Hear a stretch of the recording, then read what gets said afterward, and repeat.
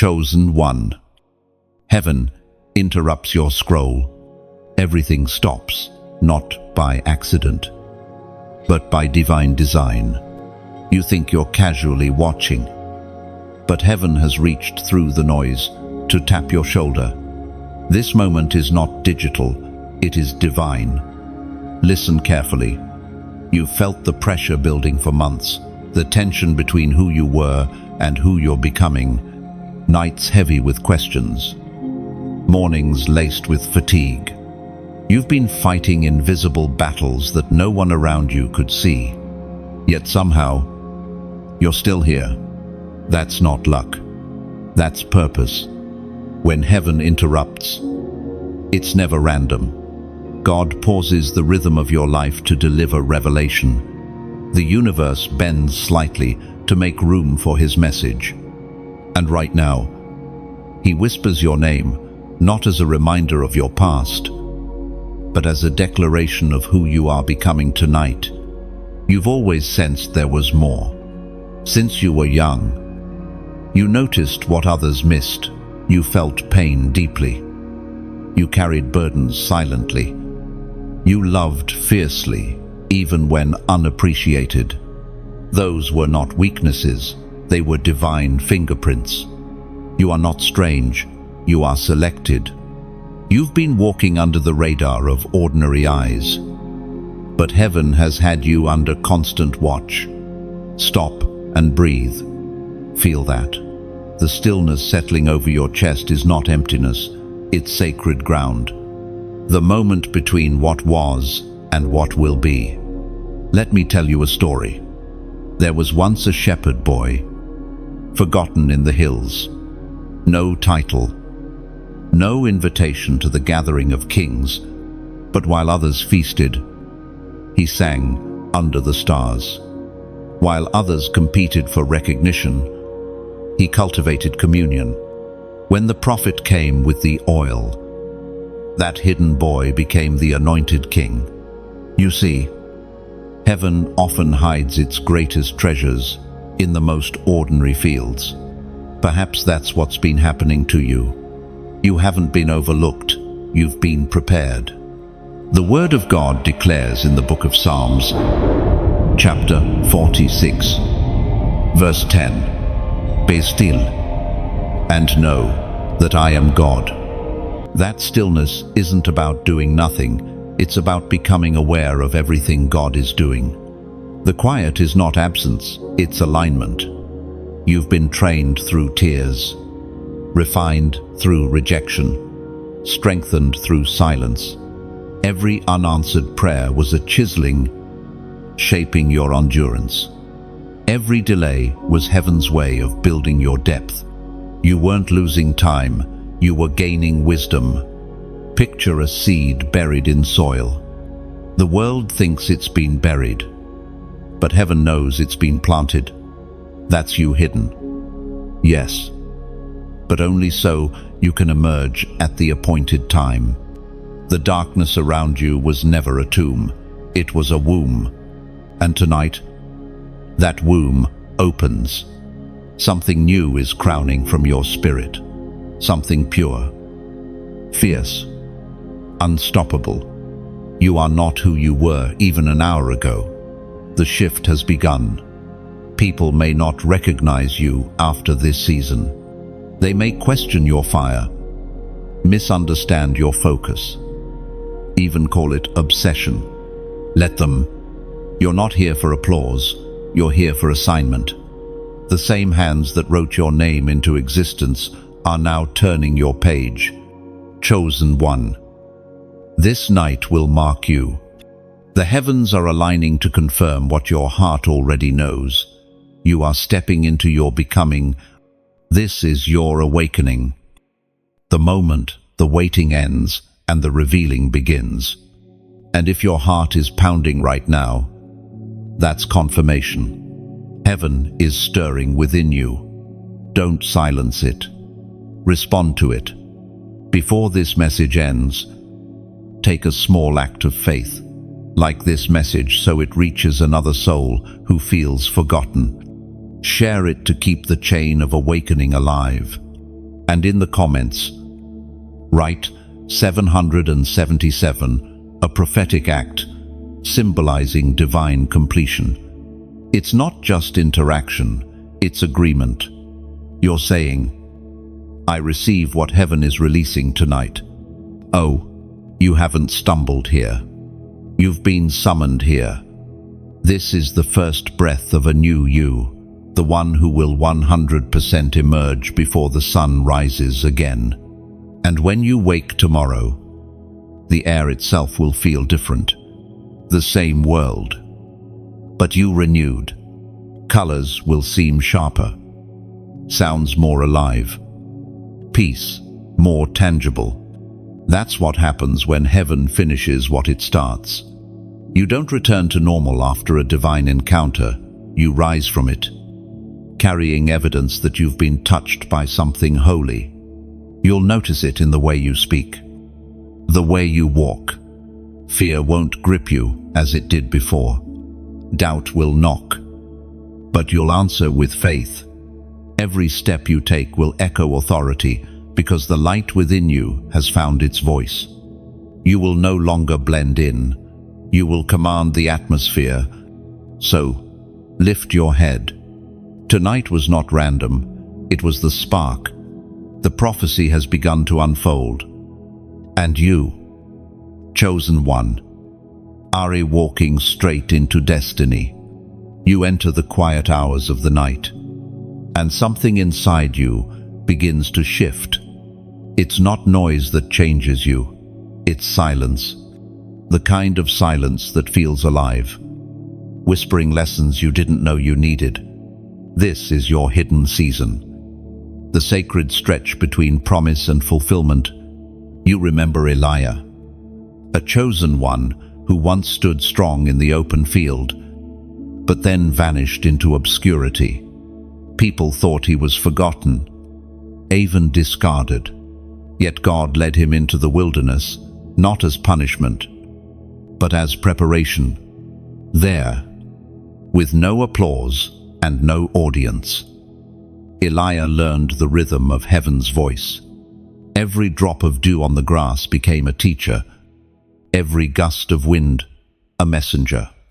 That's the paradox of being chosen. Before God reveals you publicly, He refines you privately. There are times when you look at your life and wonder why doors have stayed closed, why prayers seem unanswered, why your fire burns in secret while others shine in the spotlight. But heaven hides what it values most. Diamonds are never found on the surface. They are formed under pressure. Deep beneath layers of earth and time, you are that diamond in formation, buried, unseen, but becoming. When God hides you, He is not ignoring you. He is protecting you from exposure too early.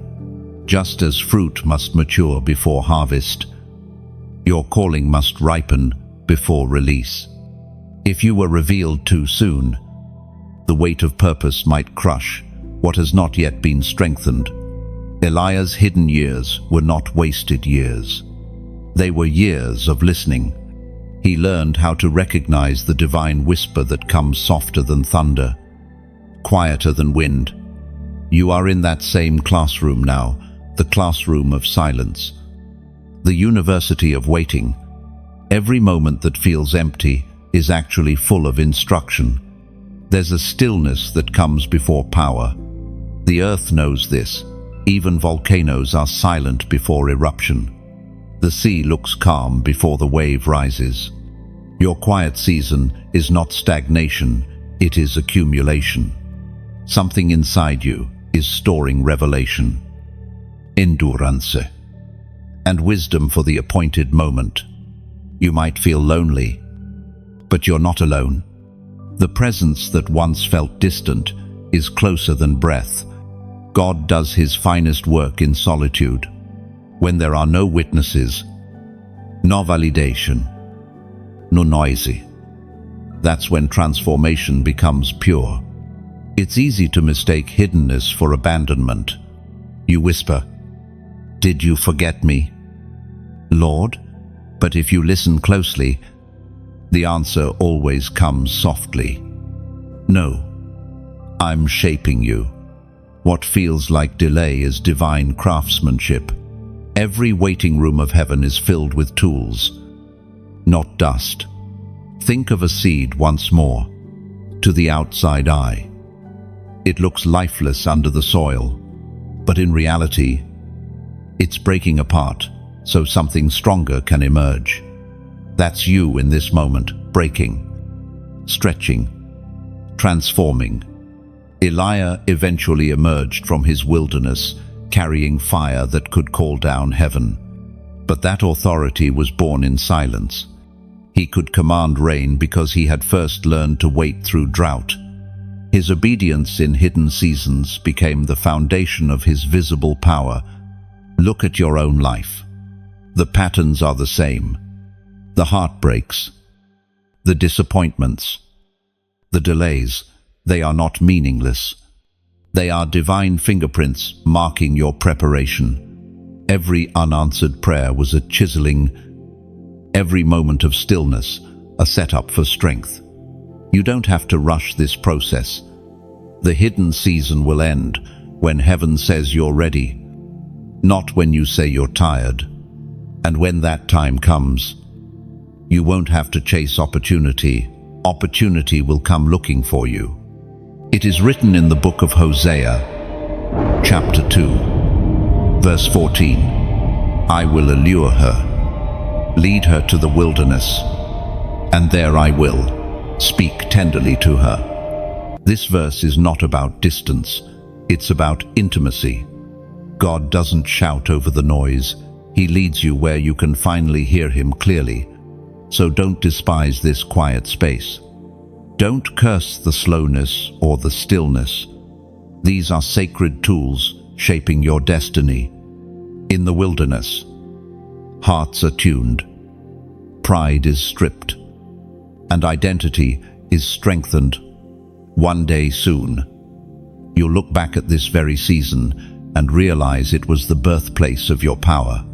The isolation that once felt unbearable will become the chapter you speak of with gratitude. You will say, that was where I met God for real. And the hidden season is not the end of your story, it is the secret beginning of everything heaven promised you. And when that day comes, the silence will make sense. You'll recognize that every unanswered question was actually an invitation to trust. Every pause was a breath between promises fulfilled. What once felt like stillness will reveal itself as divine choreography.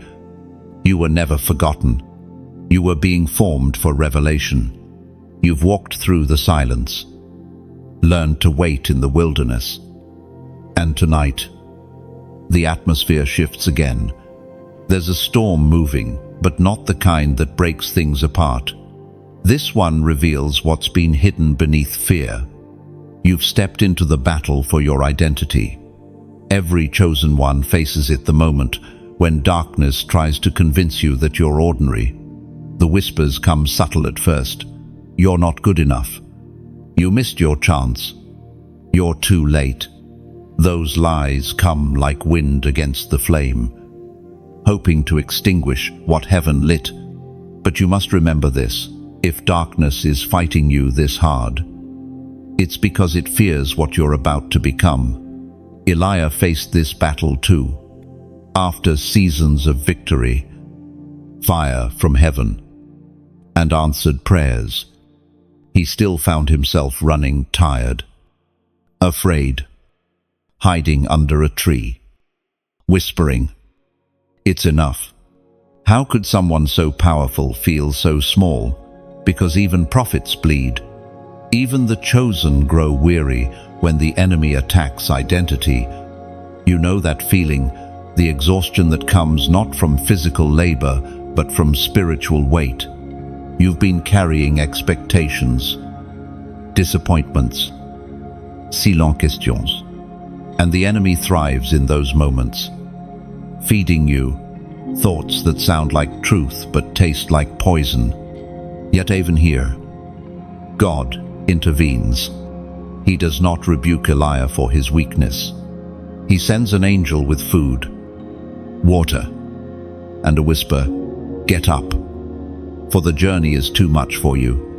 That's divine mercy, strength sent in the middle of despair. The storm you face is not proof that you've failed. It's proof that heaven still believes in your mission. You've been running from shadows, but tonight, you turn around and face them. And when you do, you'll realize that what you feared most was an illusion. The enemy has no real power over your destiny, only the power you surrender through doubt. You are not who fear says you are. You are not defined by mistakes or by people who misunderstood you. You are defined by the one who called you by name before you ever took your first breath. It was proclaimed in the Gospel of Matthew, chapter 8, verse 26. "Why are you afraid, O you of little faith?" Then he arose and rebuked the winds and the sea, and there was a great calm.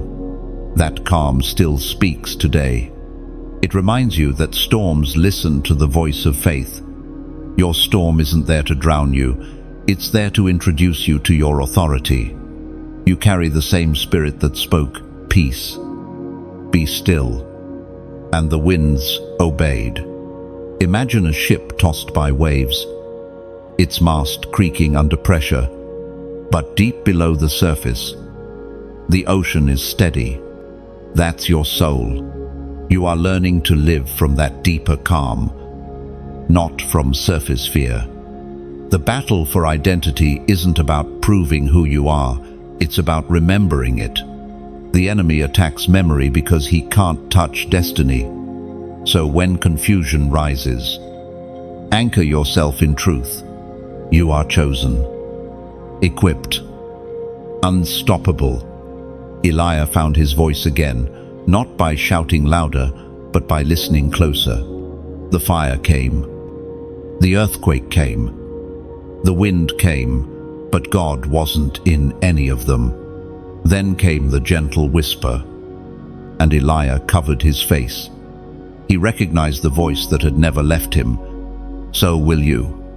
Your identity will return, not through striving, but through stillness, not through panic, but through peace.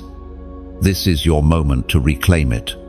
You don't need to prove yourself to anyone, just align yourself with the truth already written over you. Heaven has not changed its mind about you. And right now, take a simple step of faith. Comment, "I remember who I am." These 4 words are not just text, they are a mirror. When you type them, you're not speaking to me.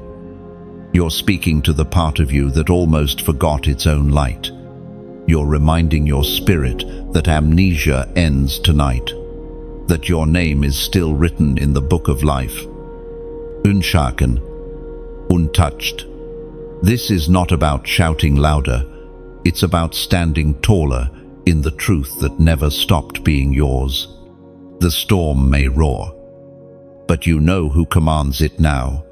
The darkness may linger, but light has already claimed the room. You are not breaking, you are awakening. And as you rise, the world around you will feel the tremor of your becoming. And when that awakening fully ignites, even the air around you will testify that something divine has shifted. You won't need to announce it. Peace will follow you like a fragrance, and courage will clothe you like armor. The world will notice without you having to prove a thing, because true authority is quiet. It doesn't shout, it radiates. You will walk into rooms carrying calm that silences chaos, and light that exposes every shadow. This is what remembrance does. It restores power. There's a moment every chosen one faces, a long pause between the promise and the fulfillment, when everything feels still and nothing seems to move. That moment tests more than your patience. It tests your perception of God's timing. This is the season of delay, and it's sacred even when it hurts. You've prayed, worked, waited, and watched others rise ahead of you. You've wondered if heaven forgot your name. You've seen doors swing open for people who didn't labor as you did, who didn't cry as you cried. The human heart, though faithful, sometimes aches under the weight of waiting. Yet, if you could see what heaven sees, you would understand delay is not denial, it's divine design. The story of destiny has pauses on purpose. God uses them to make sure the stage is ready before your entrance. If He released everything too soon, blessings would break you instead of build you. Think of the rain. Before it falls, clouds gather quietly. The sky looks empty, but moisture is accumulating. Nothing seems to happen until suddenly it all releases. That's how the promise works. You may not see movement, but pressure is building in unseen places. When the moment comes, it won't trickle, it will pour. Elijah understood this mystery. When drought covered the land, he was told that rain was coming. Yet when he looked, there was no sign, not even a cloud. Still, he sent his servant 7 times to look again. Faith made him keep checking the horizon long after logic said to stop. And on the 7th time, a cloud the size of a man's hand appeared. That tiny sign was enough. The drought broke, and rain fell in torrents. That's how it happens. The smallest signal becomes the greatest shift. Delays aren't wasted time, they are divine classrooms. Patience grows in silence. Endurance matures in uncertainty. The promise is not late, it's being refined for you, just as you're being refined for it. You are not waiting for God, God is waiting with you until both the promise and the person are ready to meet. You see, God doesn't want you to receive something that your character cannot carry. What use is elevation if it crushes humility? What use is influence if it corrupts integrity? The waiting protects the weight. The Word of God declares in the book of James, chapter 1, verse 4, "Let perseverance finish its work so that you may be mature and complete, not lacking anything." These words are not poetic, they're architectural. Perseverance is the scaffold God builds around your soul so you can rise without collapsing. When Elijah waited for the cloud, it wasn't just weather he was expecting, it was proof that faith still works. You are standing in that same space now. You've prayed, and maybe you've heard nothing, but silence does not mean absence. Heaven sometimes hides its voice to teach you to trust its heart. Imagine an archer drawing back his bow. To the untrained eye, it looks like retreat, but every backward pull increases the arrow's range. That's what delay really is, heaven pulling you back to launch you farther. The tension you feel is the energy of destiny being aimed with precision. If you rush ahead, you'll miss the trajectory, but if you trust the pullback, you'll soar exactly where you're meant to land. The season of waiting will always feel longer than it is, because transformation is slow to the human eye. But in heaven's perspective, it's perfectly timed. You're being sculpted into the kind of vessel that can handle miracles without leaking pride. So when nothing seems to move inward. Strengthen your roots. Deep roots are what allow trees to survive storms once the growth appears. The deeper the waiting, the higher the rise. Do not despise the quiet days. They are the soft rhythm of preparation. Destiny rarely arrives with thunder. It often comes quietly. Like dawn, you wake one morning and realize you've crossed over. The season that once tested you has turned into the platform beneath your feet. Elijah's story didn't end in the drought. Yours won't either. The waiting will give way to wind, and the sound of rain will be unmistakable. The drought of opportunity, the dryness of delay, it's all temporary. What's coming will not just answer your prayers, it will redeem your patience. When heaven finally moves, it moves swiftly, and when it does, you'll look back at every unanswered moment and see how perfectly it was stitched together. You will whisper, "Now I understand." Because the waiting didn't weaken you, it refined you into someone capable of carrying the promise with grace. The pause was never punishment. It was preparation disguised as delay. The waiting has shaped you. The fire has refined you.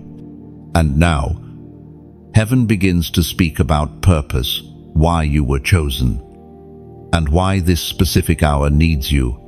This is not just another night.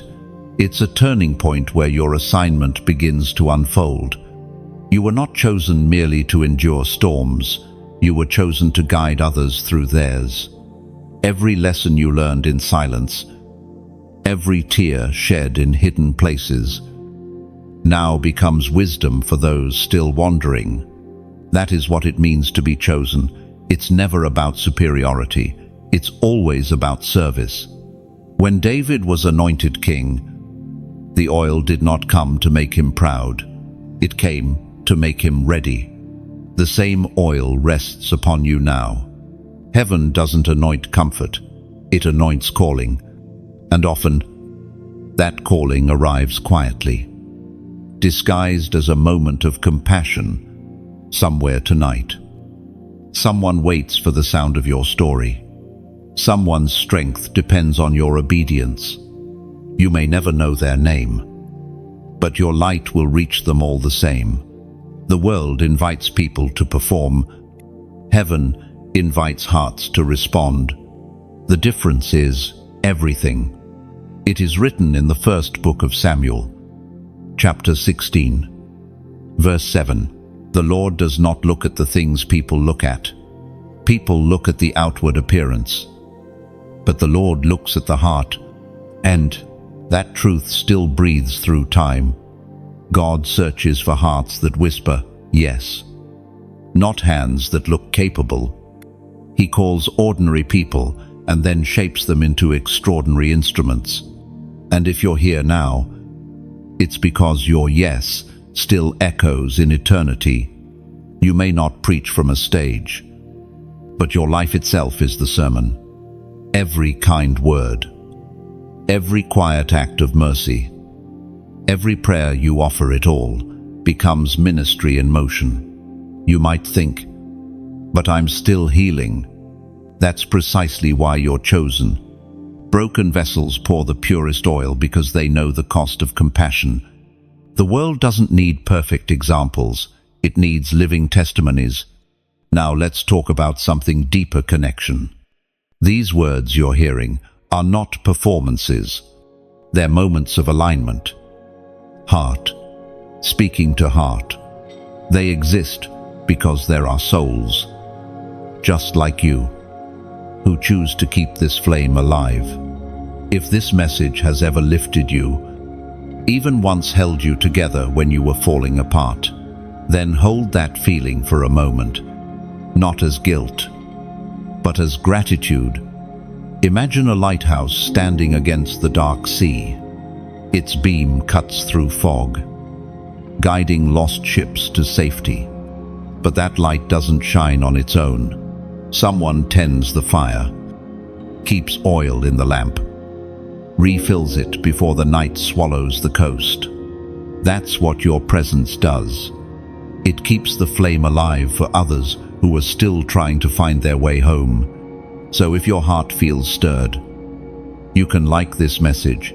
It's a small act, but it tells the light, I see you. Keep burning. You can share it because someone, somewhere, is silently searching. And your share could be the whisper that reaches them in time. You can subscribe, not out of duty, but but because you sense there's more that heaven wants to say to you, more you want to carry forward. And if your spirit leads you, you can also donate, not because you owe, but because you want to sow. Think of it as adding a drop of oil to that lighthouse lamp, ensuring the light never dims. Donations here are not transactions, they are trust. Every gift becomes part of the message itself, a quiet way of saying, let this light reach another soul. Oh, what you give, in any form, becomes part of the chain of grace. Your kindness is the invisible thread keeping this mission alive. No one is required, everyone is invited.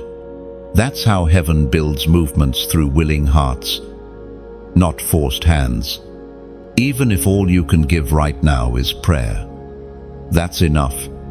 Every whispered amen carries more weight than gold. Every act of sharing, every moment of engagement, keeps the message flowing to the ones who need it next. You are not a spectator here, you're part of the story. You are the keeper of this small flame that refuses to go out. So let gratitude settle over you like morning light. You're not here by accident. You're part of a divine pattern unfolding. Your yes today will become someone else's miracle tomorrow. Let the flame keep burning. Let your life keep shining. Because when the chosen ones answer together, even the night begins to glow. The refining fire, you felt it, haven't you? That invisible heat that presses against your soul, melting away what cannot remain. It's not punishment, it's purification. God never wastes pain. When He allows the flame to touch you, it's only because He knows what must emerge from the ashes. Elijah once stood in that kind of fire. Not the one that burns the skin, but the one that tests the spirit. He faced isolation, motzeri, and exhaustion. He watched false prophets dance around dead altars while his heart ached for heaven's power to fall. And when it finally did, fire consumed everything, proof that God answers, proof that the waiting wasn't wasted. You, too, have walked through your own furnace. Perhaps your fire looked like betrayal. Maybe it was illness, loss, or a season of confusion where nothing seemed to fit. You wondered if the flames would destroy you. But the truth is, they revealed you. There's a moment when gold melts. It loses its shape, its form, its structure. But that's when the impurities rise to the surface. That's how refinement happens, through surrender, not resistance. You can't polish fire, you can only pass through it. You've probably asked, why does it have to hurt? Because transformation always costs something. Diamonds don't form without pressure, and souls don't mature without trials. Heaven uses heat to build holiness. The prophet Daniel's friends stood in the literal fire. They were bound, thrown into the furnace. But the flames couldn't touch them. Why? Because they were not alone in the heat. The fourth man, shining, radiant, divine, walked beside them. That's the mystery of your suffering. You were never alone in it. It was written in the book of Daniel, chapter 3. Verse 27, they saw that the fire had not harmed their bodies, nor was a hair of their heads singed. Their robes were not scorched, and there was no smell of fire on them. When heaven writes your story, the fire becomes your fragrance. You'll walk out of it without the smell of smoke, stronger, clearer, untouchable. So when you think back to your most painful moments, don't despise them. Those were your forging fires. That's where you learn to pray without words. to worship without music, to trust without proof. That's where heaven took your fear and shaped it into faith. Fire changes how you see yourself. Before the flame, you thought survival was your goal. After the flame, you realize purpose was. God didn't just bring you through the fire, He made you fire. Now your presence warms those who are cold with hopelessness. Your words ignite courage in the faint-hearted, the same way a torch doesn't apologize for burning. You no longer need to apologize for shining. You carry the evidence of endurance. That's why the enemy fears you now, because you've proven that pain can't kill what's anointed. Imagine a sword forged by a blacksmith. Every strike of the hammer looks violent, but each one strengthens the blade. The fire hardens it, the water cools it, the hammer shapes it. That's what God's been doing to you. You are not breaking, you're being sharpened. You've come too far to doubt now. You've endured what others couldn't. And you've stayed faithful when logic told you to quit.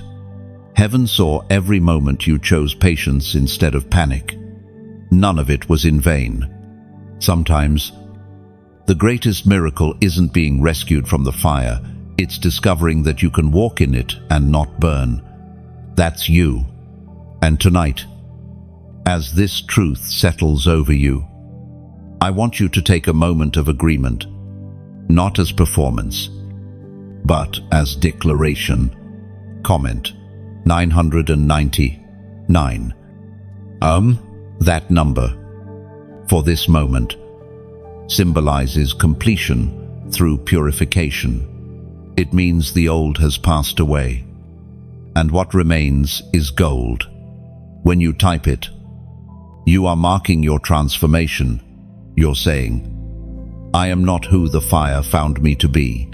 I am who it forged me to become. This is the secret only the chosen understand. The heat you feared has become your home. You don't run from the flame anymore. You carry it. You are no longer the one who trembles at the fire. You are the one who walks in it. Radiant and refined. The night may still glow with embers, but you walk forward untouched, shining with quiet authority. The same God who met you in the fire now calls you out of it, carrying glory you didn't have before. The fire didn't end you. It introduced you to who you truly are. You've walked through the fire and stepped out glowing. The ashes that once covered you have turned to evidence, proof that endurance carries beauty. Now, heaven turns your face toward a new mirror, not one of glass, but one of glory. For the first time, you begin to see yourself as heaven sees you. For years, the world tried to tell you who you were. It gave you names that never fit. Too much, too sensitive, too quiet, too loud. But those words were never yours to wear. They were echoes of misunderstanding, not reflections of truth. The mirror of men can only show the surface. The mirror of God reveals the soul. In that divine reflection, you start to notice something different. You see strength where others saw weakness. You see peace instead of passivity, fire instead of fragility. Every scar glows with purpose. Every wound has healed into wisdom. Heaven doesn't hide your flaws, it redeems them. The apostle wrote of this transformation long ago, and we all, who with unveiled faces contemplate the Lord's glory, are being transformed into His image with ever-increasing glory, which comes from the Lord. Those words from the second letter to the Corinthians, chapter 3, verse 18, are not distant theology. They are your reality. You are being changed, slowly and steadily, not through striving, but through seeing. What you behold you become. When you fix your gaze on divine truth instead of human judgment, your reflection shifts. This is where identity takes root, not in performance, but in presence. The world tells you to build yourself. Heaven whispers, "Behold me," and you'll find yourself. Elijah learned this lesson on the mountain. After the wind, after the fire, after the noise, he wrapped his face and stood still before God. There, in the quiet presence, he remembered who he was. That's what the mirror of glory does. It restores memory. It tells you what fear tried to erase. You begin to recognize that the reflection staring back is not just you, it's the divine fingerprint within you. The same light that filled the burning bush, the same breath that formed creation, now burns gently behind your eyes. You are not separate from heaven's rhythm, you are part of it. To see yourself rightly is to live differently. When you understand that you carry heaven's likeness, you stop begging for approval from earth. You stop chasing validation that was never meant to define you. The mirror teaches you that you are not trying to become holy, you already are, because His Spirit dwells within you. Imagine standing by a still lake at dawn. The water mirrors the sky, soft and luminous. But if the surface is disturbed, the image distorts. That's why peace is essential. Only when your spirit is calm can you see heaven's reflection clearly. The storms of worry and comparison blur the truth of who you are. But when you let stillness settle, the image sharpens again. You, radiant and whole. You have spent so long seeing yourself through the lens of what went wrong. Every mistake felt like a scar that disqualified you. But heaven never saw disqualification, it saw development. The same God who sculpted galaxies doesn't throw away His creation halfway through the shaping. Every season you've endured was part of the polishing. Every trial rubbed away false identities. What remains is the authentic reflection, the person God dreamed into being before time began. To live as heaven's mirror means to walk in awareness. You start to notice light where others see loss. You respond with compassion where others react with anger. Your presence shifts rooms, not because of what you say, but because of what you carry. This transformation is quiet, but unstoppable. It's the kind of change that doesn't announce itself, yet everyone around you senses it. The way you speak changes. The way you think changes. Even your silence starts to carry weight. And as you look into that divine mirror, you realize something extraordinary. The same God who reflects through you also looks back at you with delight. There's no condemnation in His gaze, only recognition. He sees His image in you, and it pleases Him. This is what it means to be chosen, not perfect, not flawless, but aligned with the one who never stopped seeing your worth. So tonight, as you breathe and look inward, let that reflection settle in your soul. You are not what the world said you were. You are not the failure you once feared. You are a living reflection of glory, a moving image of grace, a mirror through which heaven reminds the world that light still exists. And tomorrow, when you rise, the same radiance will go with you, not as something you perform, but as something you simply are. There comes a night when destiny stands before you and waits for one word, not a speech, not an explanation, just one simple, sacred yes. That moment arrives quietly, yet everything inside you feels it. Heaven does not demand your obedience, it invites it. This is the turning point. where what you believe becomes what you live. For a long time, you've carried promise like seed in your hands. You've prayed, dreamed, prepared, but seeds can't bloom until they're buried. A yes is the burial. It's the surrender that allows growth to begin. When God called Elijah to confront the drought, he didn't offer comfort. He offered calling, and Elijah didn't ask for guarantees. He simply rose. That single act of obedience rippled through generations. Heaven never asked him to be ready, only to respond. That's what tonight is for you. The collision of destiny and obedience. The moment where the invisible becomes visible through your willingness. You may not understand where your next step leads.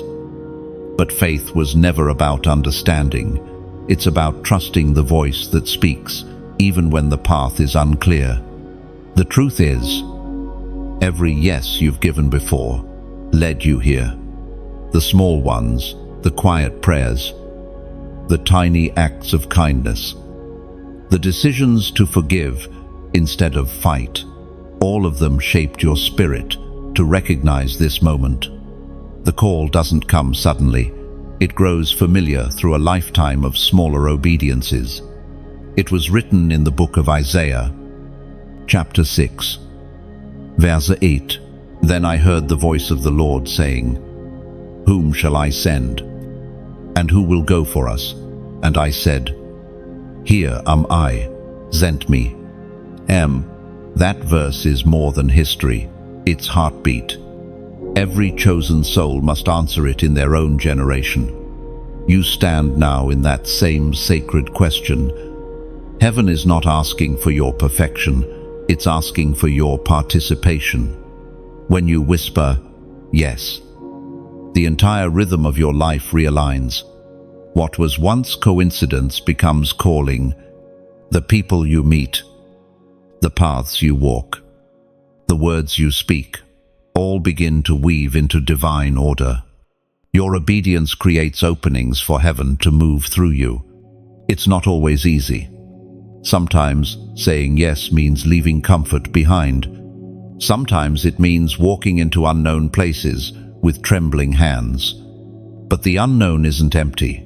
It's inhabited by the presence of the one who sent you. You're never stepping into nothing, you're stepping into promise. Obedience is not a contract of control, it's a covenant of trust. When you say yes, you don't lose freedom, you find it. You discover that surrender doesn't shrink you, it expands you. The boundaries of fear break open, and suddenly, you are larger than your limitations. Elijah's yes cost him everything familiar, his safety, his certainty, his reputation, but it birthed miracles. When he stretched his faith, heaven stretched with him. Rain returned to a dry land, and revival followed his obedience. You may not call down literal rain, but your yes carries the same power. It can bring peace to chaos, healing to brokenness, clarity to confusion. One obedient heart can shift an entire atmosphere. The world often confuses control with strength, but heaven defines strength as surrender. To yield is not to give up, it is to align. You are aligning with purpose older than your fears, deeper than your doubts, wider than your imagination. When you give your yes, heaven responds in motion. Angels are dispatched. Doors open that no man can close. What looked impossible begins to reorganize itself around divine timing. You start to realize that miracles don't happen to you, they happen through you. There is a quiet beauty in obedience. It doesn't demand attention, it simply glows. You walk lighter, speak clearer, love deeper, and without realizing it, your yes becomes contagious. Others see it, feel it, and find courage to give theirs too. This is how heaven multiplies obedience, one life surrendered at a time. You don't need to know all the details of your assignment. Just walk with the confidence that if God chose you, He will equip you. The instructions will unfold as you move. The lamp of purpose only lights one step ahead, not the whole road. But that is enough. So, here you stand, on the threshold of becoming. Everything you've endured was preparation for this moment. The waiting refined you. The fire strengthened you. The mirror revealed you, and now obedience completes you.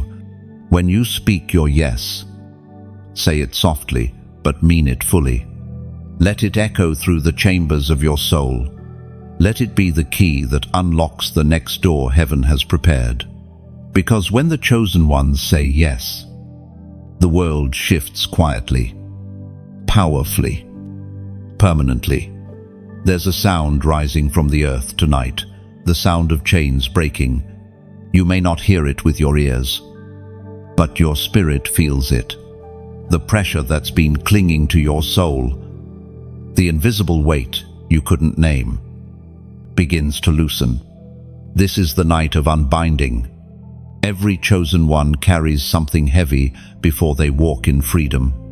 It might not be visible, but it's real, a lingering fear, a generational habit, a shadow of guilt, an invisible tie to something that once controlled your peace.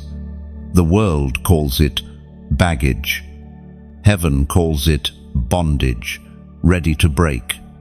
Elijah knew that kind of heaviness. After the victory on Mount Carmel, he found himself under a tree, tired and afraid, whispering that he wanted to give up. Victory didn't feel like victory. It felt like exhaustion. That's how the enemy works. He can't steal your anointing, so he tries to steal your strength. But God stepped in, not with accusation, but with restoration. Get up, the angel said. Eat, for the journey is too much for you. Chains don't always shatter with noise. Sometimes they dissolve quietly, in moments of rest and renewal. Tonight, that same gentle deliverance moves toward you. You've been strong for so long that you forgot what peace feels like.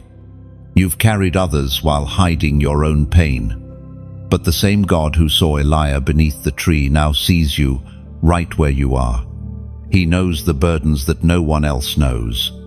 There are invisible chains, fear of failure, comparison, addiction, bitterness, shame, threads that wrap around the mind until truth untangles them. But this is the night where the untangling begins. It was written in the book of Acts, chapter 16, verse 26. Suddenly, a great earthquake shook the prison's foundation. All the doors flew open, and every chain was loosed. That shaking wasn't destruction, it was deliverance. God didn't just free Paul and Silas, He freed everyone near them. Your breakthrough will do the same. When you are unbound, the people connected to you will feel it. Freedom spreads. The prison you thought was permanent is actually temporary. The habits that once ruled you, the fears that whispered over you, they have no legal right to stay. You are standing at the doorway of release, and heaven is unlocking it from the inside out. You don't have to fight for it. You only have to agree with it. Chains don't break through striving. They break through surrender. Imagine standing in a dark cell. You've spent so long adjusting to the shadows that the light almost hurts when it appears. But you can't stay in the comfort of chains. Freedom is unfamiliar at first, but it's home. You've outgrown the walls that used to hold you. The habits that felt like safety now feel like suffocation.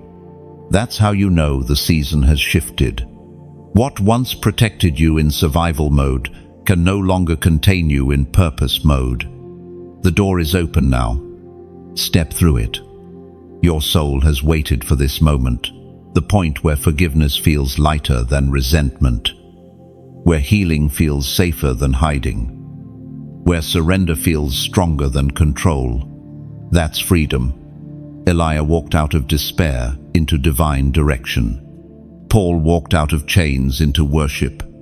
And you, yes, you are walking out of fear into fullness. Sometimes deliverance doesn't look like lightning. It looks like peace finally settling in your bones. You'll know it's here when the memories stop controlling your emotions. When the same things that used to break you no longer move you. That's evidence that the chains are gone.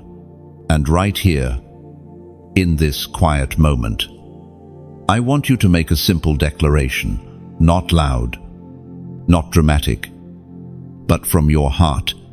Comment, I'm free. Oh, those two words are not a wish, they are a witness.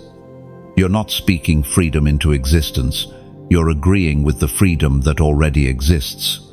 Every time you declare it, you affirm what heaven has already decreed, that the prison doors are open and you are walking out. You may still see smoke from the battle, but don't mistake smoke for fire. The flame has gone out, and the enemy has lost his grip.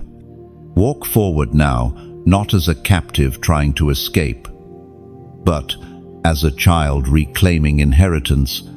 Freedom is not coming, freedom is here. And when you look back, you'll realize something powerful. The chains weren't just holding you back, they were holding your strength. When they broke, your power returned. This is your night of release.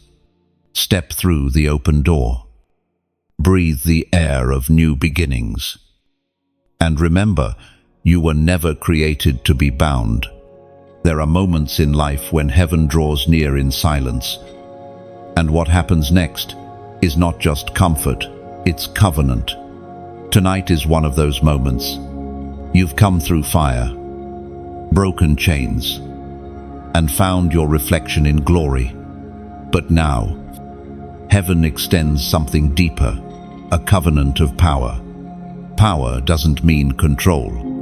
It means carrying divine authority with humility. It's not about ruling people. It's about ruling fear, doubt, and darkness that once ruled you. Heaven trusts you now because you've proven faithful in the unseen.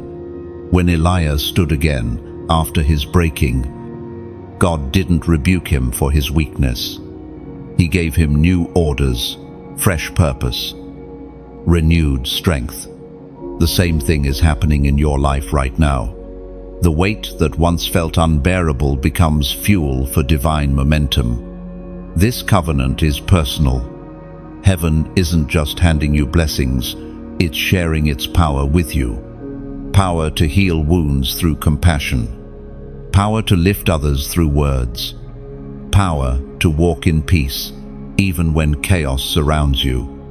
The Word of God declares in the book of Hebrews, chapter 10, verse 16, "This is the covenant I will make with them.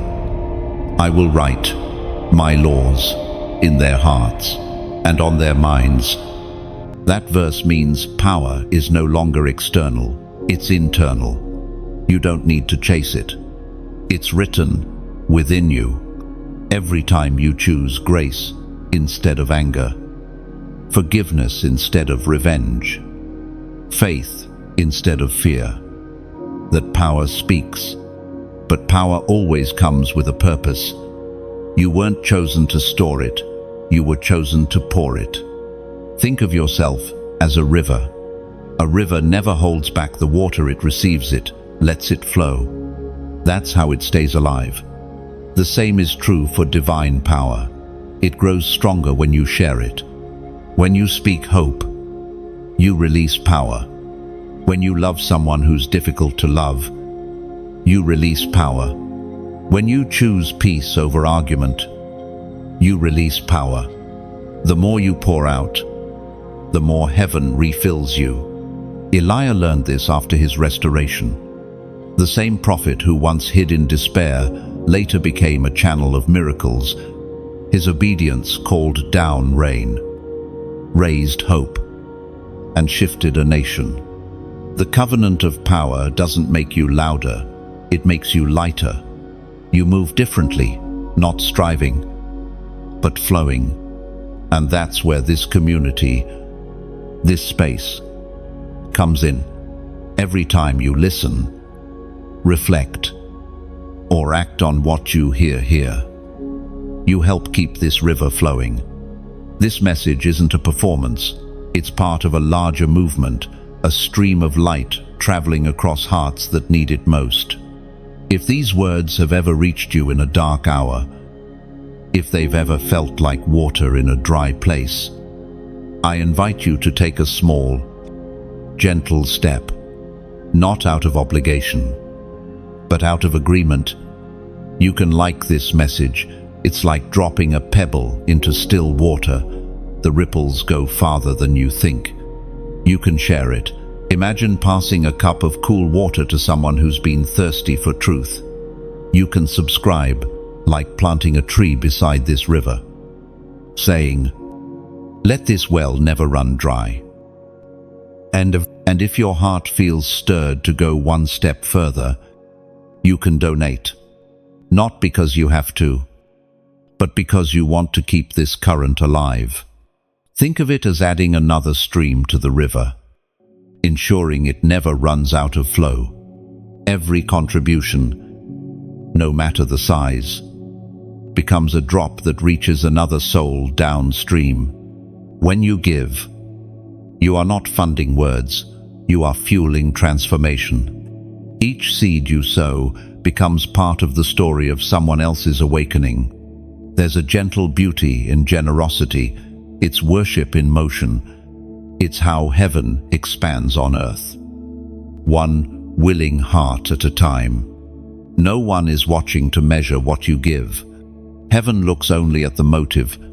A drop given in love carries more weight than a river given in pride. And if all you can give right now is gratitude, that's enough. Whisper it. Let it rise like incense. Gratitude itself is a gift. It tells heaven, "I see what you've done, and I want to be part of it." You're not helping a project, you're sustaining a promise. A promise that light will keep reaching dark corners, that voices of hope will keep speaking, that hearts will keep awakening. So take this moment, breathe, and ask your spirit what it wants to do. Whatever the answer is, whether to like, share, subscribe, donate, or simply carry the message forward, know that it matters. Every act of willingness becomes part of the covenant, because power, real power, doesn't take. It gives. It multiplies. It moves through open hearts like wind, through trees silent, strong, unstoppable. And tonight, that power has found you. There are seasons when silence ends, and the voice that once trembled becomes a trumpet. You've come through waiting, fire, and covenant. Now heaven positions you to speak not as a victim of the journey, but as a messenger of it. You are becoming the voice in the wilderness. A wilderness isn't a comfortable place. It's untamed, unpredictable, and often lonely. But that's where every true messenger is born. Great callings rarely emerge from crowds. They emerge from solitude. The wilderness teaches you what cities can't, how to hear truth when noise disappears. Elijah knew this space well. After fire fell from heaven and rain returned to the land, he was called again to the quiet mountains. The same prophet who faced kings now listened for whispers. The voice of God didn't thunder, it breathed. That's how transformation works, first in storms, then in stillness. You've been through your storms. Now, you're learning the stillness. And in that stillness, your voice is changing. It carries weight not from volume, but from authenticity. You no longer speak to impress, you speak to impact. The world is full of voices that echo each other, repeating what's popular, but not what's pure. Yours will be different. You've been through too much to speak without depth. When you talk now, it's not from theory, it's from testimony. That's what makes your sound distinct.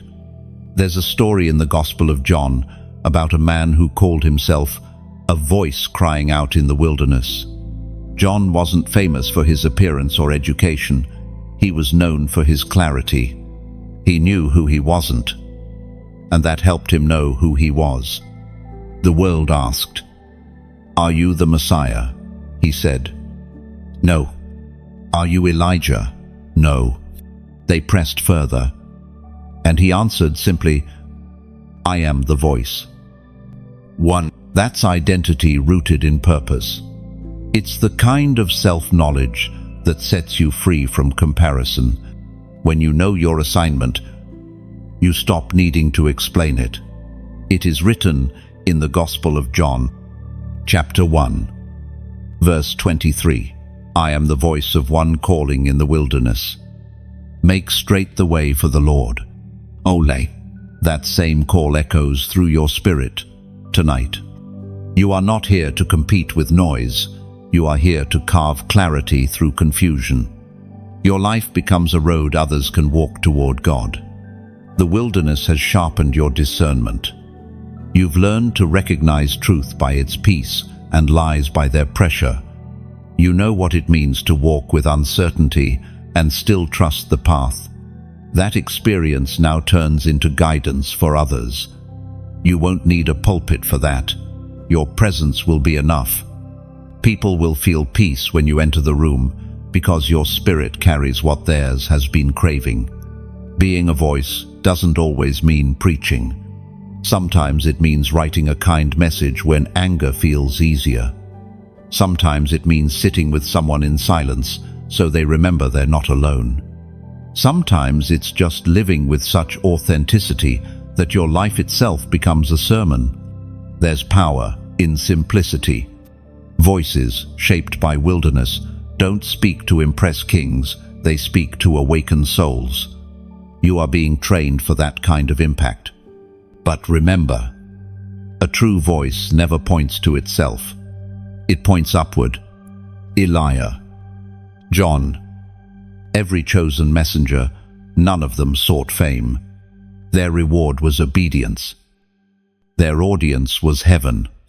And yet, the echo of their faith still shapes generations. That's the paradox of divine purpose. The quieter your motive, the louder your influence. Your voice is not random, it's refined. The sound of your obedience will travel farther than you expect. You may speak once, but heaven will replay it in the hearts of many. The world is desperate for truth that feels like home, not noise that demands attention. Your words will carry that warmth. They will not just inform, they will heal. Imagine a single candle in a vast cave. The flame is small, but its light reveals the way forward for everyone behind it. That's what you are now, a torch in the wilderness. Not loud, not forced, but unmissable. You've been prepared for this moment since the beginning. The solitude that once felt like exile was actually training for clarity. The silence you feared became the chamber where heaven tuned your tone. Now, when you speak, whether through words, art, kindness, or quiet example, the world will hear not just you, but the echo of the one who sent you. So don't rush to be understood. Speak what's true, and let time prove it. The wilderness shaped your voice, so that when you finally release it, it will carry eternity within it. That is your purpose now, to be the voice that reminds others they are not lost, only waiting to be found. When heaven speaks, change follows.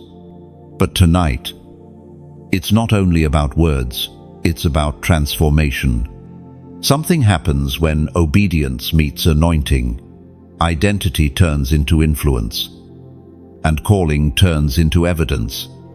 This is the season where the prophetic becomes personal. You are stepping into the realm where your life itself begins to speak louder than your prayers. You've waited, listened, endured, and obeyed, and now heaven begins to manifest through you. It's not pride to say that miracles are coming. It's prophecy. You are not chasing signs and wonders, they are following you. The mark of the chosen one is not perfection, but presence. Elijah once called down fire from heaven, but later he called down rain. Both moments were miraculous, but they came from two different postures. Fire proved God's power. Rain revealed His mercy. That's the balance now forming within you. You will not only speak with authority, you will move with compassion. There will be moments when what you touch heals, not because of you, but because of who flows through you. Broken hearts will find peace in your words. Heavy spirits will breathe lighter in your presence. You will begin to notice subtle miracles, timing that feels too perfect to be chance. Strength that returns just when you were about to give up. Answers that come in the exact form you didn't expect. These are not coincidences, they are confirmations.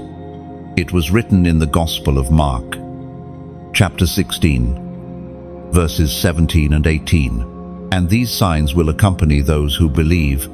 In my name they will drive out demons, they will speak in new tongues, they will place their hands on the sick, and they will recover.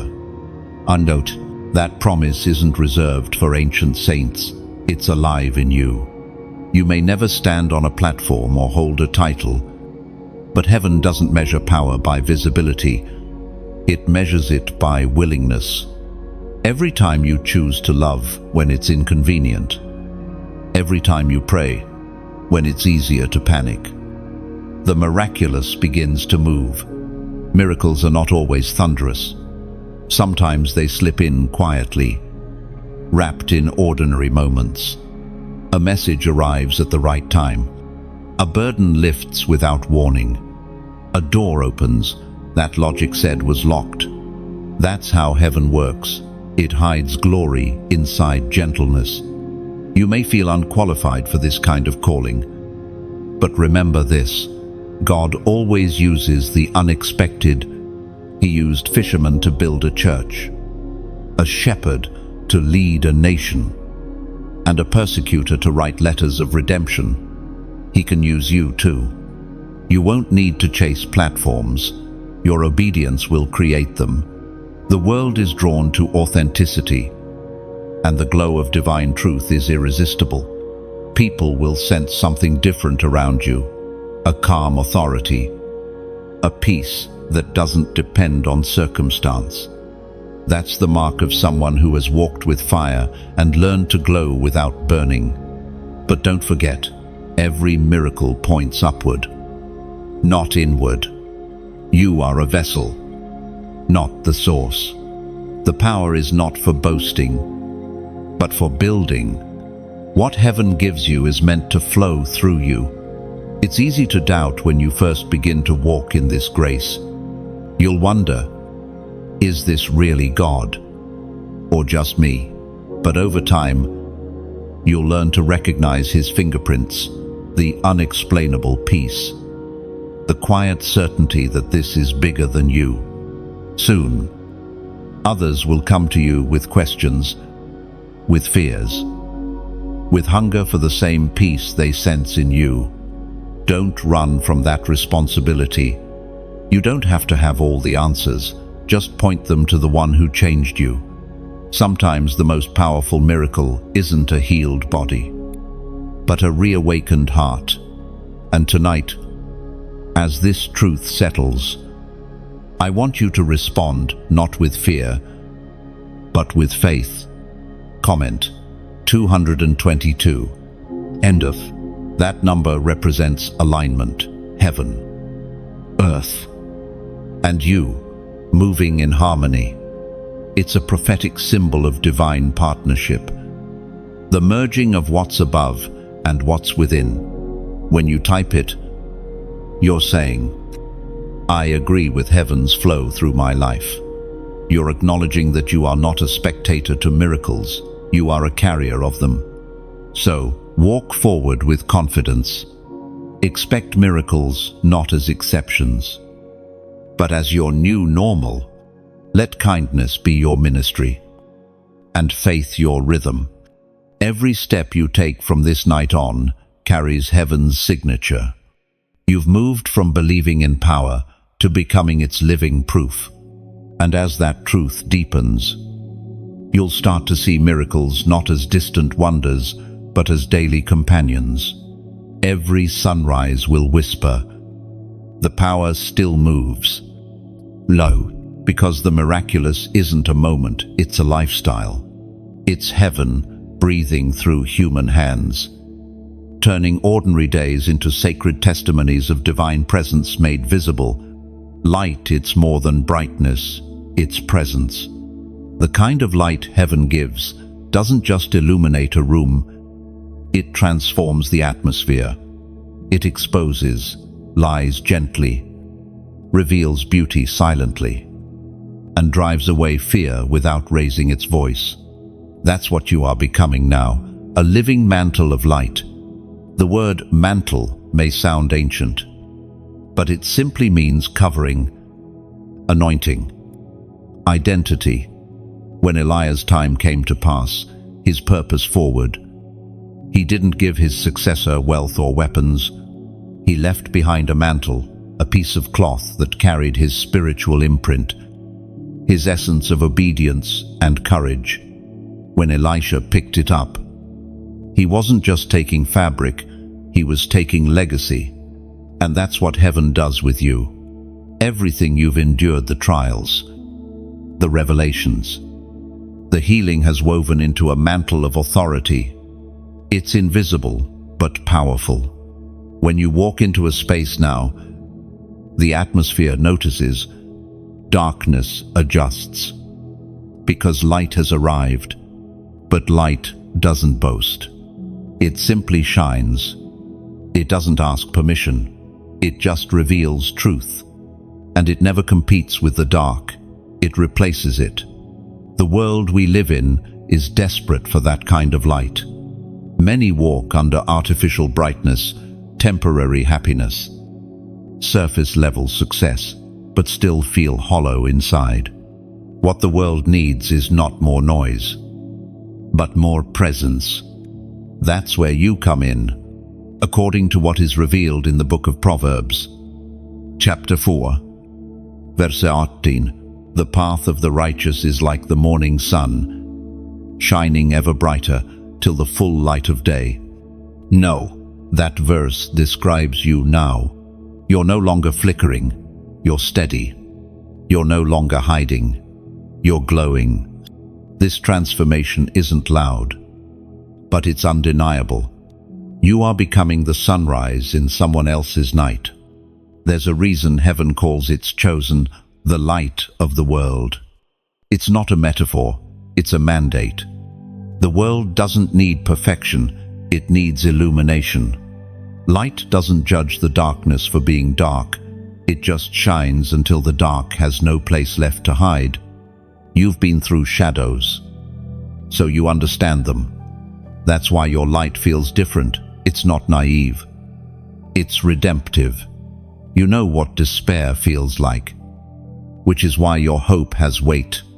You've wrestled with doubt, which is why your faith now has depth. Light without empathy can be harsh, but yours is gentle because it remembers the night. You don't shine to show superiority, you shine to show the way. Imagine walking into a forgotten room in an abandoned house. Dust floats in the beam of sunlight cutting through a cracked window. The air shifts. Not because the dust changed, but because the light revealed what was always there. That's what your presence does. It reveals hidden potential in others. You don't fix people, you remind them of who they already are. Elijah's mantle did more than part rivers. It reminded Elisha that heaven's power didn't end with one man. It continued through anyone willing to carry it. That same continuity flows through you.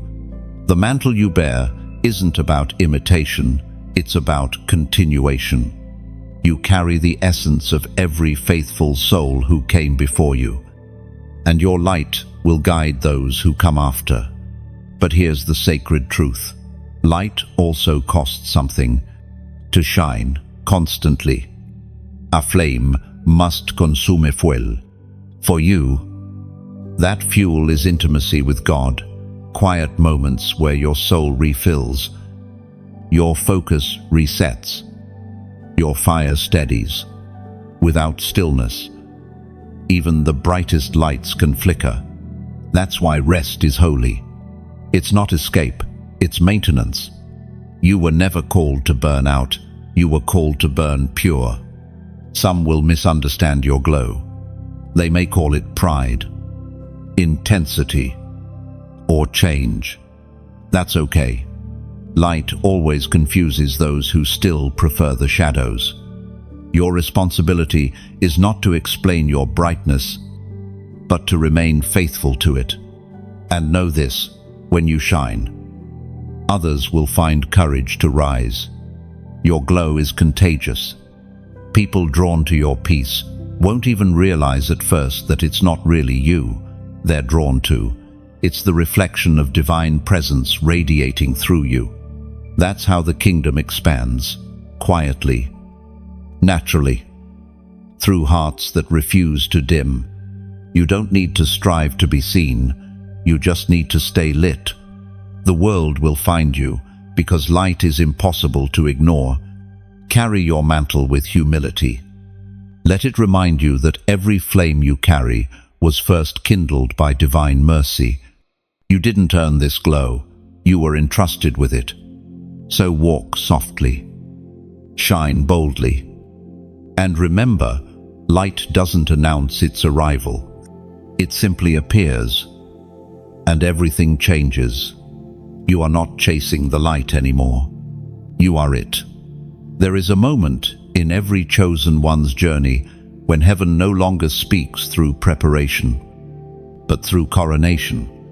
The battles, the waiting, the refining, all of it leads here. You stand in the quiet place between endurance and recognition, and heaven begins to crown you. Crowns are not made of comfort. They are forged from the same metal that once felt like burden. Every sleepless night, every act of faith in the dark, every tear shed in silence, all of it becomes the gold that shapes your crown. Earthly crowns are given by people. Divine crowns are formed by process. When Elijah's race was nearly finished, he didn't fade away in defeat. He was lifted in fire. He had spent his years obeying, enduring, pouring himself out. And when his assignment was done, heaven honored him not with applause, but with ascension. The chariots of fire weren't reward, they were recognition. Heaven was saying, "You finished well." End of. That's what happens when you walk faithfully in what's been placed before you. You begin to carry invisible honor, dignity that doesn't need display. The world may never understand it, but heaven sees it clearly. A crown, in the divine sense, isn't about superiority. It's about stability. It's a sign that authority has settled into maturity. A young flame dances wildly, but a steady flame warms more deeply. Your light now burns with that kind of steadiness. It is written in the book of Romans, chapter 8, verse 37. In all these things we are more than conquerors through him who loved us. No, you are not just surviving anymore, you are ruling your peace. That's what true conquest looks like. Not control over others, but dominion over your own storms. There's a quiet majesty that comes when a soul has fought and won its invisible wars. You no longer react, you respond. You no longer chase, you attract. Your spirit no longer trembles at shadows, because you've learned that darkness has limits. The crown sits not on your head alone, but on your spirit. It's the peace that stays when circumstances shake, the joy that endures when reasons fade. It's the quiet certainty that no matter what happens next, God remains faithful, and so do you. Elijah didn't wear a golden crown, but heaven saw him as royalty. You carry the same lineage. Every chosen one walks with invisible royalty in their posture. You feel it not as pride, but as responsibility. The crown doesn't say, "Look at me." It says, "I will carry this light well." No. Imagine a tree standing tall after a storm. Its bark bears scars, its branches fewer, but its roots deeper. That's the image of your spirit right now, seasoned, strengthened, crowned with endurance. Sometimes you won't even realize the crown is there until others begin to notice it in how you handle pain. They'll say, "You're so calm," or "You're so strong." And you'll know it's not strength, it's surrender that matured into authority. The path to the crown always passes through humility. Pride can't hold it, only reverence can. The moment you tried to carry everything alone, the crown slipped. But the moment you surrendered, it returned. This crown isn't heavy. It's light because it's aligned. It doesn't demand attention. It radiates peace. When heaven crowns a person, it also anchors them. You're not floating in inspiration anymore. You're rooted in revelation.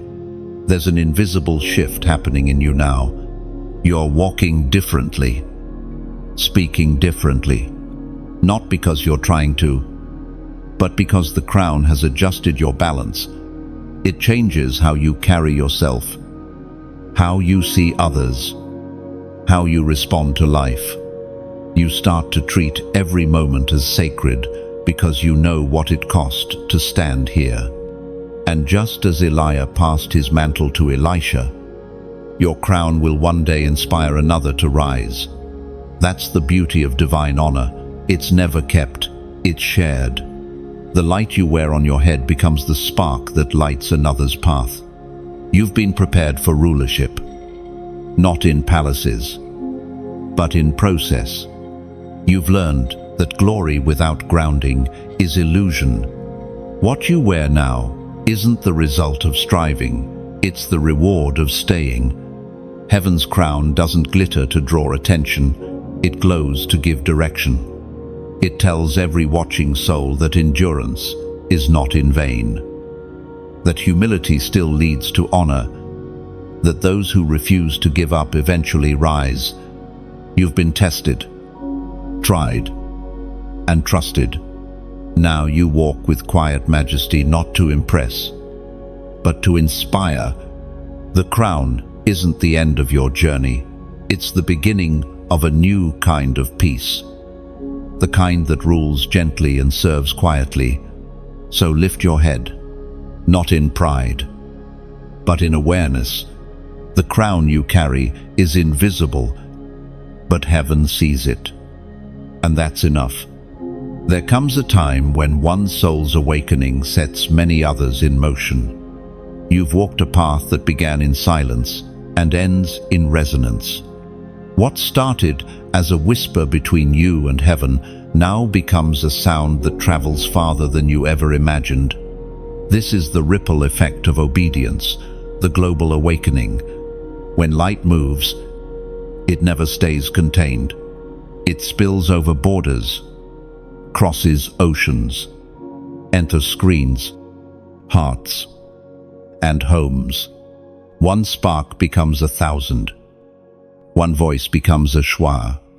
That's what's happening now, not by fame or force, but by flow. You've become part of a divine chain reaction. Elijah's faith once reignited a nation. But he didn't stand on stages or hold banners. He simply stood firm in what he knew was true. When fire fell from heaven, others believed again. That's the quiet power of one surrendered life. It doesn't have to shout to be seen. You are standing at that same threshold. Your yes has already begun to stir hearts you may never meet. There's someone in another city, another time zone, who will hear your echo through this very message. Heaven has a way of weaving souls together for reasons beyond what we can comprehend. It was written in the book of Joshua, chapter 1, verse 9. Be strong and courageous. Do not be afraid. Do not be discouraged. For the Lord your God is with you always. That promise doesn't stay local. It's a global anthem. Every time you rise again, it sends a signal across the spiritual horizon. Others who were barely holding on suddenly feel strength return to their bones. Your courage has a frequency, and heaven amplifies it. This is how movements begin, not with grand gestures, but with quiet alignment. A heart decides to believe again. A spirit decides to stand again. And the vibration of that choice awakens others to do the same. What we're building here together is more than words. It's a sanctuary of sound, a meeting place for hearts that remember who they are. Every story you hear, every peace you find, every revelation that sparks inside you, it doesn't stop with you. It travels. Imagine a lantern burning in a window on a foggy night. A traveler far away catches sight of its glow and finds direction again. That's what happens when you like this message. It's like placing another lantern in the window of this house of light. It tells heaven, keep the flame alive, others are still finding their way. Oh, when you share, think of it as opening a gate on the mountainside, letting the wind carry the sound farther than your voice could reach. You never know whose valley that echo might enter, whose midnight it might interrupt with hope. When you subscribe, it's not about following, it's about staying connected to the current of truth flowing through this space. It's like tying your small boat to a river that always moves toward light, never away from it. If a phrase here touched something deep, you can comment below, not as routine, but reflection. Write what your heart heard, or even one honest word. It's like tossing your pebble of light into this river. Its ripples might reach another weary traveler who needs your echo of faith. If your heart feels moved to donate, picture this: a single candle passed hand to hand, the wax melting, but the light multiplying. Your giving is like that, an act of surrender that turns individual sparks into an unbroken glow. It's never forced. It's love choosing to sustain what once sustained you. Every contribution time, prayer, encouragement, generosity becomes part of the symphony. Heaven is composing through this community. No one commands, no one is obligated. Beauty, when shared freely, expands naturally. You may not see the faces your light reaches, but one day you'll know them by spirit. Somewhere, someone will whisper, "Your story gave me strength," and heaven will record it as one miracle multiplied through another. This is the global awakening, not chaos, but connection. Souls lighting other souls until darkness runs out of places to hide. If all you can give now is presence, that is holy too. Your listening heart, your steady faith, they all add to the wave. You don't need to do everything, just stay luminous. This isn't about supporting a platform, it's about sustaining a purpose. Every act of belief keeps the flow alive for someone who hasn't yet found their footing. So take a breath and listen. Can you feel it? The hum of awakening spreading softly through countless hearts joined in unseen harmony. That's heaven moving through willing vessels. And you, chosen one, are one of them. You are not a spectator. You are a spark in the rising tide of light. Let the ripple continue. Let it pass through you freely. For when the chosen ones rise together, the world begins to glow. There is a sacred moment when everything that once felt scattered begins to settle. When all the noise of striving quiets into peace. You've been walking through seasons of stretching and surrender. But now, heaven begins to draw a line, a divine separation between who you were and who you have become. This is the final divide, the holy distinction. To be chosen means to be set apart, not in pride, but in purity. Separation isn't isolation, it's alignment. It's God gently moving you out of what no longer reflects His image, so that your spirit can rest in what is eternal. You may not have realized it, but every trial you faced was heaven's way of separating you from imitation, distraction, and confusion. You've been pulled out of noise so that truth could find you. This separation is not punishment, it's protection. When heaven calls you higher, it removes what can't survive the climb. The habits that dulled your discernment, the relationships that dimmed your fire, the thoughts that chained your confidence all begin to fall away. It's not rejection, it's refinement. You are being sculpted into the shape of destiny. There's a moment in every transformation when the chrysalis must close. From the outside, it looks like loss, but inside, it's construction. You are being rewoven, not reduced. God's still hands have been around you this whole time, reshaping what the world tried to break.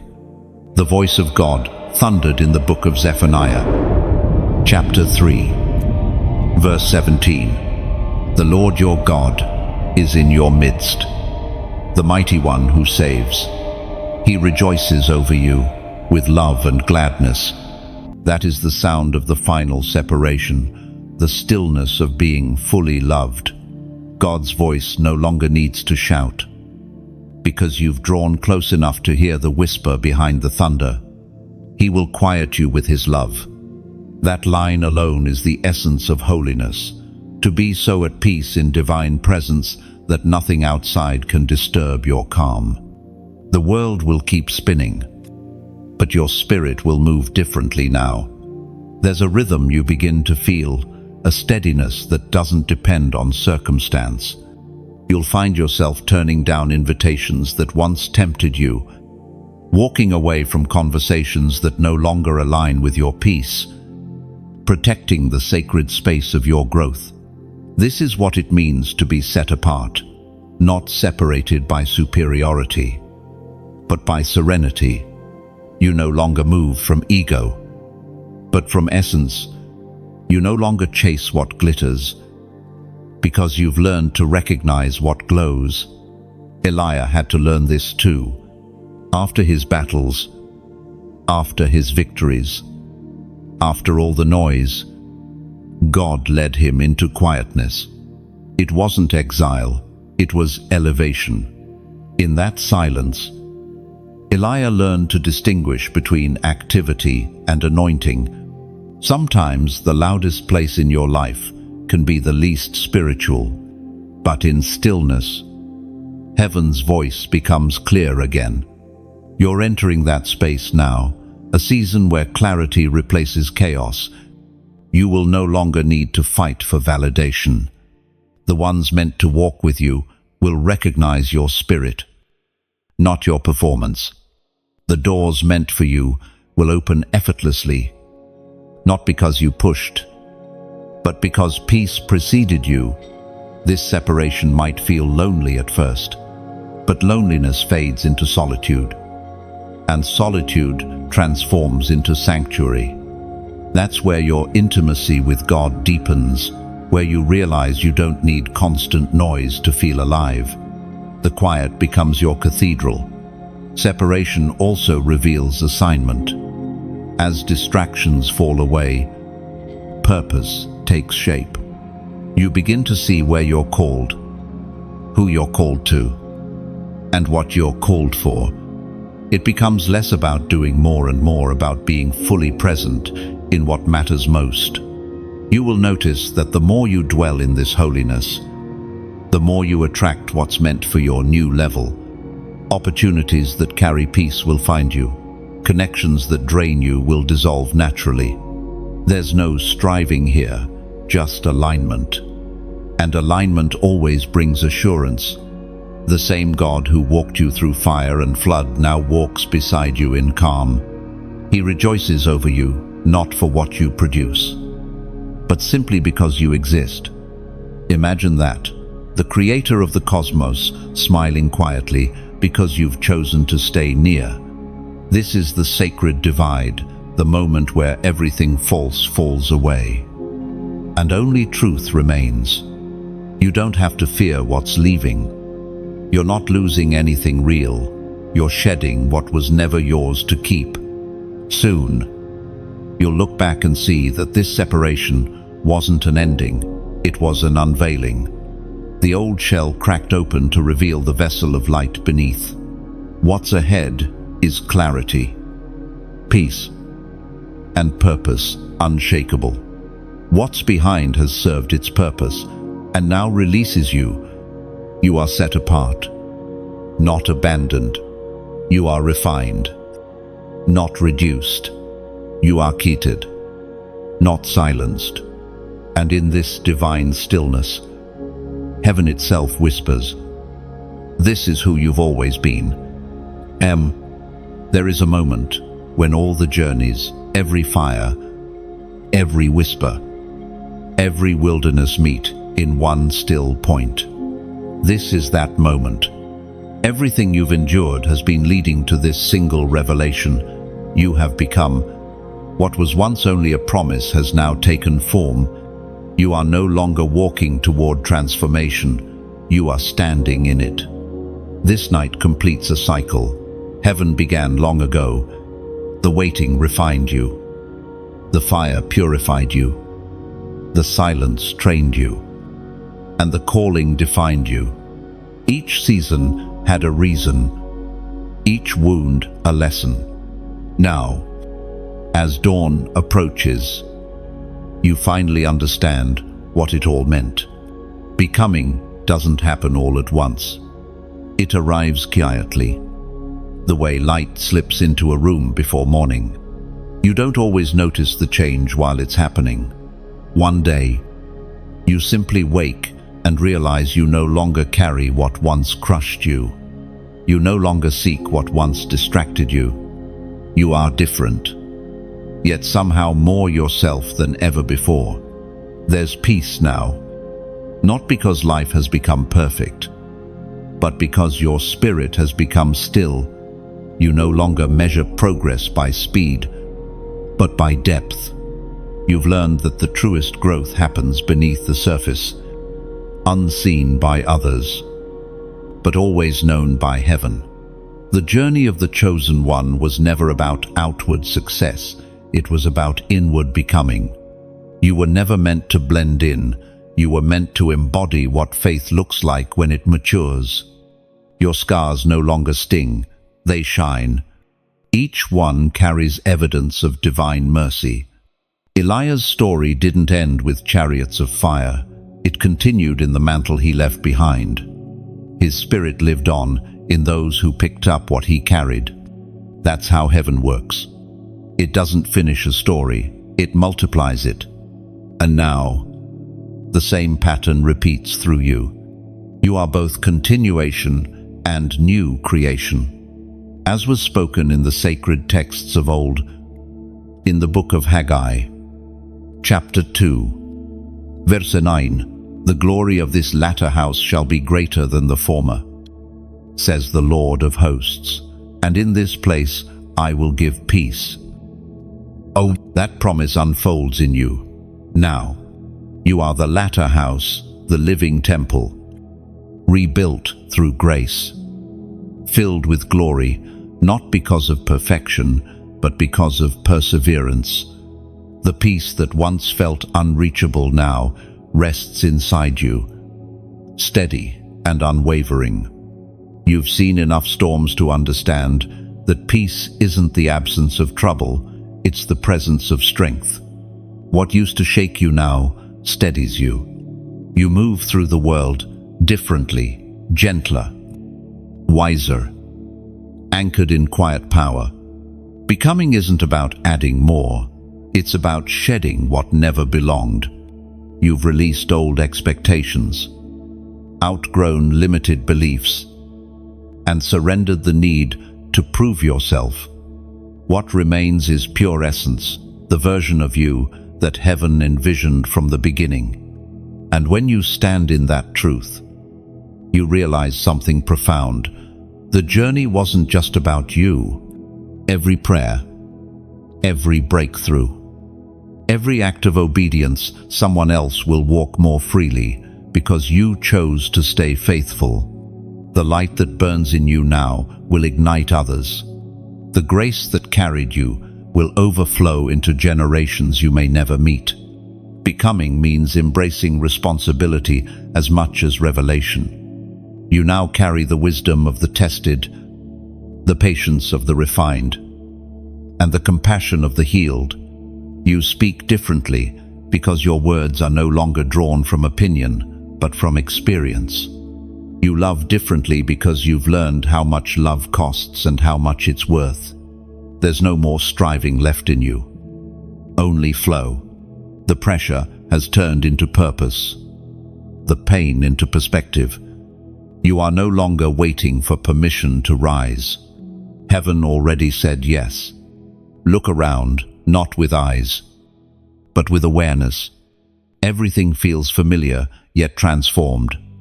The same sky, but clearer. The same ground, but steadier. Even silence sounds different now. It hums with the knowing that heaven has completed something inside you. You don't need to announce your transformation. It announces itself. Peace will speak for you. Presence will introduce you before you ever say a word. The people who once overlooked you will sense something sacred in your stillness and not know why. That is the mark of those who have truly become. You are the testimony now, the miracle walking, the fulfilled prophecy. What was once broken has become beautiful, not by chance, but by process. And so, as the night releases its final breath and the horizon begins to blush with light, heaven watches in quiet joy. The story has reached its summit, and you stand at the edge whole, radiant, unshakeable. You don't need anything more to prove who you are. You have arrived. By dawn, the world will see what heaven already knows. You are the chosen one, refined, restored, and fully alive. And now, the circle closes. You've heard the call, walked the road, and stood in the fire. The message that found you was never just a story, it was a mirror. It reminded you of the truth you already carried, that you were never ordinary, never random, never forgotten. You were chosen for this exact moment. The light that awakened you tonight is meant to continue. The words don't end when the screen fades.